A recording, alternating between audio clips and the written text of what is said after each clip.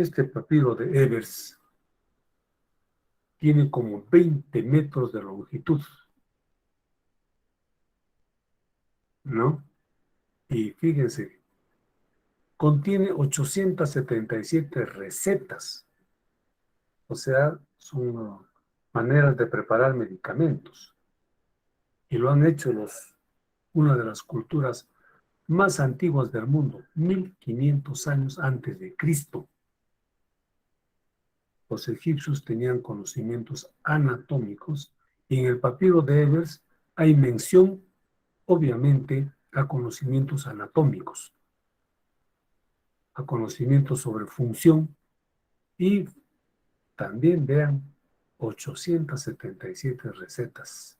Este papiro todavía se conserva en la Universidad de Leipzig y fue descubierto por George Evers y justamente su nombre es el que lleva el papiro. Fue hecha 1580 años antes de Cristo, fíjense.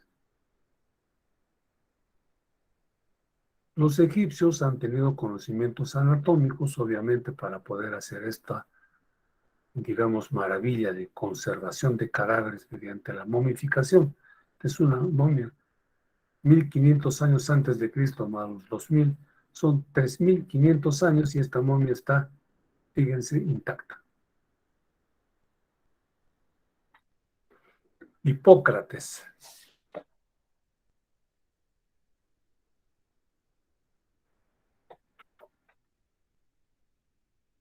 Otro de los aportes importantes de Hipócrates es el juramento hipocrático, que tiene que ver con el desarrollo de la práctica ética de la medicina. La fórmula de Ginebra es un juramento de Hipócrates moderno que se ha dado después de la Segunda Guerra Mundial. Contiene lo mismo, pero con palabra adecuado a la modernidad. Entre otras cosas, por ejemplo, es que el médico tiene que guardar secreto de los pacientes. No puede estar comentando y divulgando las cosas que ha contado el paciente, salvo por razones científicas con colegas. Además, no debemos nosotros, la medicina tenemos que ofrecerla sin consideraciones de religión, nacionalidad, raza, partido, clase. Si el paciente es pobre, se le trata igual que al paciente rico o al de diferente raza o de diferente religión. Todo eso está en el juramento hipocrático, otro de los aportes importantísimos de él. Aristóteles fue otro científico, filósofo griego, ¿no? Que es el que empezó a hacer, se le conoce como padre de la anatomía comparada porque disecó animales. Erasístrato y Herófilo de Calcedonia fueron médicos griegos que estudiaron en Alejandría. Alejandría es esa ciudad fundada por Alejandro Magno y donde existía la Biblioteca de Alejandría, considerada la primera universidad del mundo, a donde todas las mentes brillantes fueron pues a estudiar allí, como Erasístrato y precursor de la neurología, Hierófilo de Calcedonia. Luego, un poco más tarde, aparece ya uno de los médicos más brillantes de la historia, que es Galeno. Galeno entonces hizo como, fíjense, 22 volúmenes. En el caso de Hipócrates, se ha escrito, no tenemos completas sus obras. Sus discípulos han difundido sus conocimientos, aunque por allí tiene algunos escritos. Pero, en cambio, Galeno sí tuvo la oportunidad de escribir, fíjense, 22 volúmenes, tomos de medicina, de una manera tan completa y también, fíjense, 9 volúmenes de anatomía, para que vean la importancia de la anatomía. El problema de Galeno quizá es que él, como en esa época no se permitía disección de cadáveres, lo hizo disecando monos principalmente. cuya anatomía es muy semejante a la del ser humano. Sus conocimientos han perdurado hasta 1500 años después de Cristo, ¿no? Era considerado todo sus conocimientos no eran fácilmente contradichos, ¿no? No se podía contradecir fácilmente a Galeno. Era prácticamente un dogma tener a Galeno, es el principal médico que ha tenido vigencia hasta más o menos en la época en que comienza la época este, de la época en donde, por ejemplo, tenemos aquí a Andrés Besalio, Renacimiento, se llama Renacimiento. Más o menos en esta época, en anatomía, aparece este médico belga, Andrés Besalio, que sí hace disecciones en cuerpo humano, lo cual también no era bien visto en esa época. Y los médicos que hacían eso estaban muchas veces bajo la lupa de la iglesia, que podía condenarlos, ponerlos a la cárcel o mandarlos a la Inquisición. Aún con todo, él hizo principalmente este libro que se llama Humani Corporis Fabrica, o lo que quiere decir sobre la estructura del cuerpo humano. 7 libros sobre la estructura del cuerpo humano, considerado el padre de la anatomía moderna. Sus dibujos prácticamente son un atlas que no envidian mucho a los atlas actuales. Leonardo da Vinci es otro médico que también, bueno, es genio enciclopédico, músico, inventor, anatomista, dibujante, escultor, etc. Aportes a la anatomía también los ha hecho. Jerónimo Fabricio, cirujano italiano, también en su época, en la época del Renacimiento, igual, pero en Italia. William Harvey, más que anatomista, era fisiólogo. Es el descubridor de la circulación sanguínea. No había fotografías, pero había pintores que han perdurado momentos tan importantes como la enseñanza de la anatomía, en este caso por el médico Willem van der Merwe. Cultura como la China, cultura como la India han dado importantes aportes a la medicina. En el caso del Perú, no nos quedamos atrás. Aquí tenemos una imagen de la cultura Paracas, que están haciendo una trepanación craneana justamente en la bahía de Paracas, donde se desarrolló esta importante cultura. Se tienen cráneos con trepanados en los cuales pueden verse en los bordes signos de regeneración ósea, lo que quiere decir que estos pacientes sobrevivieron a este tipo de operaciones. Tener un instrumental, entre los cuales está el TUMI, que incluso es símbolo del Colegio Médico del Perú. ¿Qué es la anatomía? No, entonces, vamos a hablar un poquito de la anatomía. La anatomía como parte de la medicina también es una ciencia. Y por lo tanto, como ciencia, tiene que ser ordenada, sistemática, racional. Ciencia que estudia la forma y la estructura del organismo humano. Deriva de las palabras griegas ana y tomos, que significa, ¿no?, cortar o por medio de. Juntos significan cortar para ver, que se puede traducir como disección. Disección, ¿no? Entonces, la disección igualmente, anatomía regional o topográfica, anatomía sistémica, anatomía clínica. Las regionales por regiones, como ustedes pueden ver acá, estudiamos, por ejemplo, en anatomía 1, miembro superior, cuello, cabeza, neuroanatomía. Luego en anatomía 2, región tórax, abdomen, pelvis y miembros inferiores. La anatomía por sistemas, cuando se estudia por sistemas, tegumentos, esquelético, articular, muscular, nervioso, sistema circulatorio, digestivo, etc. Y finalmente la anatomía clínica, que es la anatomía aplicada. En la anatomía clínica también nos ayudamos de imagenología, radiografía, ecografía, tomografía, resonancia y también métodos endoscópicos. Es la exploración mediante endoscopía, ¿no? Ya sea del estómago, de la laringe, de la tráquea, del colon, etc. Antes de hablar de posición anatómica. La posición anatómica es esta.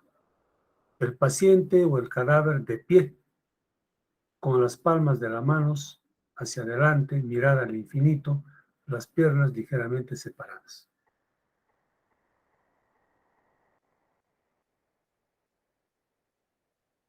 La posición anatómica es adoptada en forma estandarizada en todo el mundo para describir las partes del cuerpo y las relaciones entre ellas.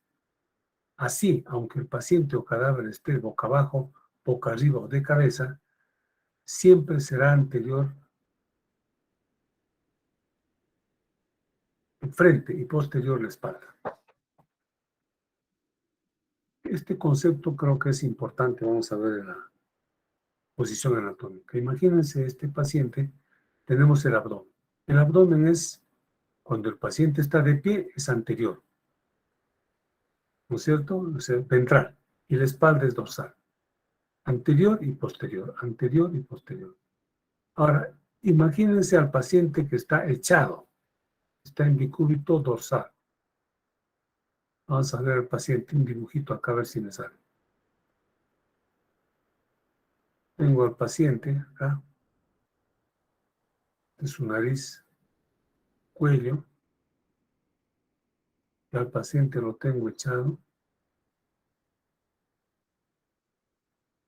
Vamos a ver, este podría ser su pie, su otro pie, su mano por acá, más o menos. Esto de acá, esta parte de acá es anterior, ¿cierto? Anterior. Esta parte de acá, cuando el paciente está echado en decúbito dorsal, lo que es anterior acá se convierte en superior, ¿cierto? Superior, posterior. Pero no. Aunque el paciente esté echado, esto sigue siendo anterior. Ese concepto es fundamental. El paciente puede estar echado, esto sigue siendo anterior.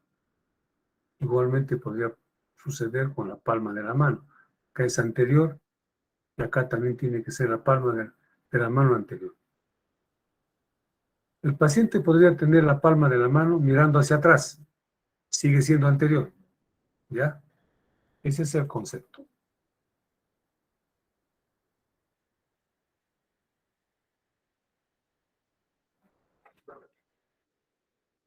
Terminología anatómica. Para la descripción anatómica es necesario emplear un vocabulario técnico, preciso, de valor universal, que favorezca la comprensión entre profesionales. El empleo de la terminología anatómica debe evitar interpretaciones erróneas. Fíjense que tiene que permitir expresarse con claridad y precisión. El alumno no debe aprender el alumno debe aprender un lenguaje nuevo con un vocabulario extenso cuya procedencia del latín y del griego no siempre les resultará conocida. Ahora, fíjense este concepto que es fundamental. Obviamente, es una vez que ya después de Andrés Vesalio se empezaron a realizar disecciones anatómicas en todo el mundo, empezaron a haber diferentes escuelas, escuela americana, francesa, española, inglesa, peruana, qué sé yo. Y cada uno le ponía su nombre a su gusto, pues, ¿no? ¿Cuál es el resultado de eso? Que había como 50,000 nombres para más o menos 5,000 estructuras. ¿Qué significa eso? Que habían 10 nombres para cada estructura anatómica. Entonces, eso era malo para el desarrollo de la medicina. A iniciativa de los anatomistas alemanes, en 1895, en Basilea, se aprobó la nómina anatómica de Basilea, con 5.573 nombres en latín. Esta nómina anatómica ha tenido revisiones en 1933, Inglaterra, 1935, Alemania, 1955, Francia, donde se llegó a un acuerdo internacional sobre un sistema de terminología en latín, basado en Basilea.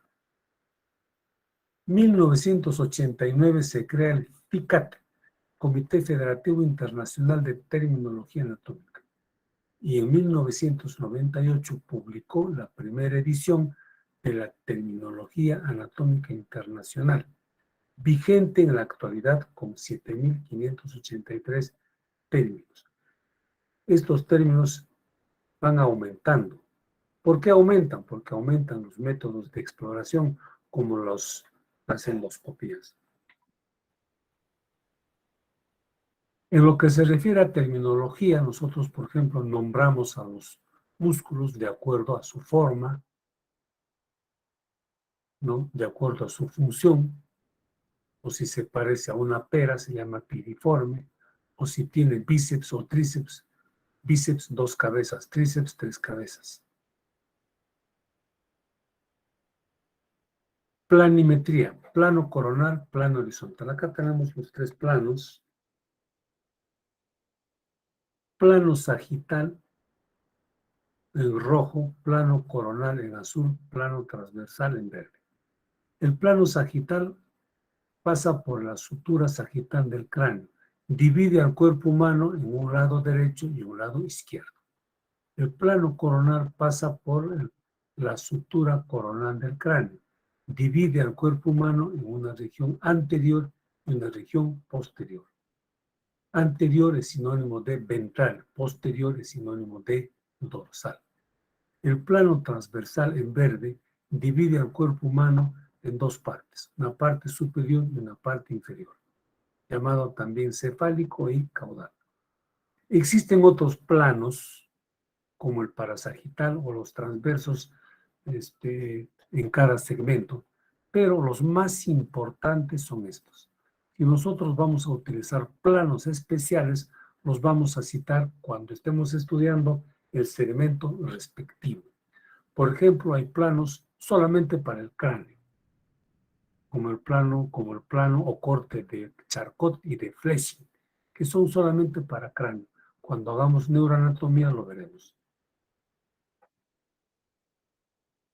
Hay otros términos anatómicos muy importantes que ayudan a poder describir estructuras anatómicas. Como dijimos, superior e inferior, que es sinónimo de cefálico y caudal. O por ejemplo, anterior y posterior, que es sinónimo de ventral y dorsal. Lateral significa lejos del plano medio. Medial significa cerca del plano medio. También tiene sinónimos. Lateral sinónimo de externo y medial sinónimo de interno. Proximal y distal. Proximal significa cerca a la raíz del miembro. Distal lejos de la raíz del miembro.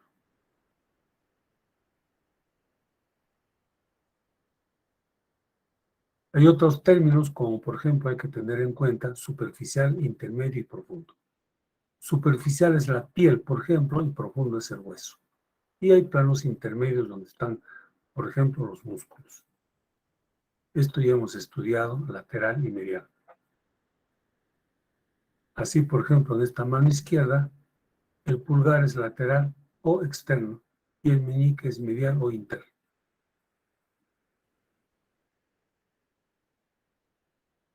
Acá tenemos un poco de sinonimia, como les decía, anterior es sinónimo de ventral, posterior es sinónimo de dorsal. superior es sinónimo de craneal, inferior es sinónimo de caudal. Los términos de proximal y caudal ya los conocemos.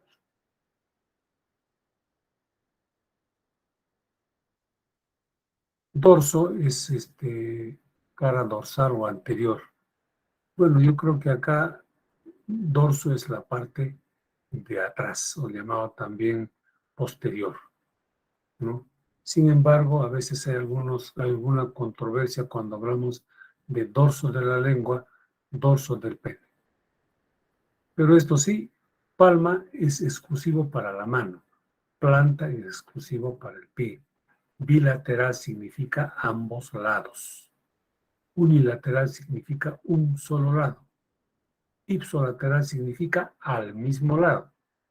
Contralateral significa al otro lado.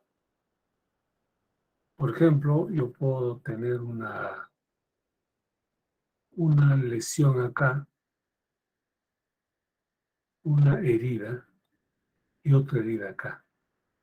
Y entonces yo digo, tiene herida en la palma del pie bilateral, ambos lados. Herida bilateral. Pero si yo tengo otra herida en un solo pie, aquí no, es unilateral. Herida unilateral, herida bilateral. Ipsolateral al mismo lado, o sea, yo podría tener otra herida en el mismo pie. Herida en el mismo pie, herida ipsolateral. Contralateral, herida al otro lado del pie. Son terminologías que utilizamos frecuentemente, no solo en anatomía, sino también en medicina. Es por eso que una de las razones del estudio de la anatomía, o uno de los fines del estudio de la anatomía, también es aprender terminología, no solamente anatómica, sino terminología médica. ¿Por qué? Porque justamente estudiamos anatomía funcional y tenemos que conocer terminología médica o ir aprendiendo poco a poco. Se les ha pedido que ustedes hagan un trabajo sobre las líneas de Langer. Pues bien, estas son las líneas de Langer. Son prácticamente las arrugas que nos aparecen mientras nosotros envejecemos. Los jóvenes también tienen, los adultos tienen más, los ancianos también tienen más, ¿no? Son pequeñas rayitas, son líneas, son pliegues, ¿no? Que se forman en las zonas donde la piel tiene menos elasticidad. Normalmente se sitúan en las zonas de arrugas, perpendiculares a la contracción del músculo donde se encuentran. Son utilizadas para realizar incisiones cutáneas. Este concepto es muy importante. El cirujano siempre va a tratar de hacer abordajes quirúrgicos paralelas a las líneas de Langer. Si nosotros queremos sacar un tumor de la mama, a nadie se le va a ocurrir hacer un abordaje quirúrgico en este sentido. Sería totalmente antiestético en una dama. Y si fuera varón igual, se va a preferir hacer, fíjense, paralela a la línea de Langer. De tal manera que la glándula mamaria, cuando desciende un poco, disimula, ¿no?, la cicatriz. No siempre se puede obedecer a las líneas de Langer. A veces es imposible. Cuando se hace una exploración del abdomen, se hace un abordaje quirúrgico como este, por ejemplo, ¿no? Pero, por ejemplo, actualmente para hacer operación cesárea se obedece a las líneas de Langer. Este abordaje quirúrgico se llama de Pfannenstiel. Muy estética, porque incluso está en las líneas de Langer y además el vello púbico, cuando crece, disimula muy bien esta cicatriz. Incluso para apendicectomía es mejor utilizar un abordaje quirúrgico que se llama de Roque Davis, así, paralela a las líneas de Langer. Igual ocurre también las líneas del ángel, por ejemplo, en la mano. Cuando uno quiere explorar la mano profundamente, por ejemplo, sección de tendones, no va a ser una incisión quirúrgica en este sentido. Nunca. En las manos sí, nunca se hace ese tipo de abordaje, sino que tengo que hacer un abordaje paralelo a las líneas de Langre. Estas líneas de la mano son líneas de Langre. En cirugía plástica, ni hablar, se utiliza bastante las líneas de Langre. Si yo quiero sacar un tumor de la frente, nunca voy a hacer un abordaje transversal a las líneas del ángel, siempre voy a hacer paralelo a las líneas del ángel. Igual en cirugía estética se utiliza bastante, casi todas, yo casi sin temor a equivocarme, todos los abordajes quirúrgicos de la cara tienen que ser a través de las líneas de Langer.